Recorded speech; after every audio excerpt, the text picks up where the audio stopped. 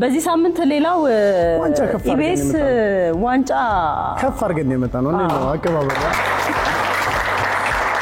አብሽ ተጫውታለህ አዎ እንዴ 8 ጎል አለ አንተ ነው ያገባው 8 ጎል በውድድሩ አጠቃላይ 8 ጎል አለ ወደ አረጋጋ ባንቻራ 8 ጎል አይ በአጠቃላይ በውድድሩ ላይ ነበርኝ ግን ወደ 20 የሚጠጉ ቲሞች ነው የተሳተፉት ምንድነው ነገር የሚዲያውሱንም እንደው የሚዲያ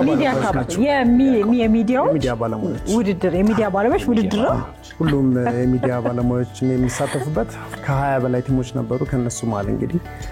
በነገራችን ላይ ምዝገባው ላይ መጨረሻ የተመዘገብነው እኛ ነን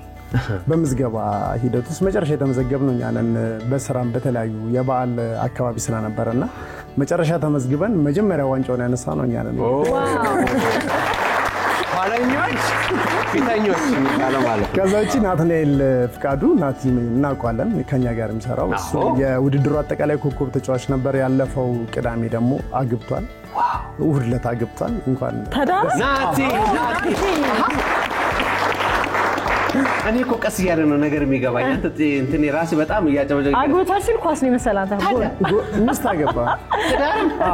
ትዳርም ኮከብም ተጫዋች ናቲ እንኳን ደስ አለው ስለዚህ ሳምንቱ ድል በድል ነበር ማለት ይቻላል አብርሽ ግን የምትሳተፍበት ጌም ላይ ያሸናፊነት እድል በጣም አለ ያመት ወጥረ አብርሽ ስለሰጠህ መረጃ በጣም ነው የምናመሰግነው አንተም ተሳተፈበታል ቅዳሜ ካሳታየሽ አይደለ እንዴ ቅዳሜ ከሳት እኮ ሎሬ ነገር እንኳን የለንም በተለይ ጌም ውድድር ምናምን ላይ እኔ ከዚህ በኋላ ከተመደብን ከአብርሃም ጋር ነው ፈራንካው ነው ለፈራንካ ሲሆን ስለታለው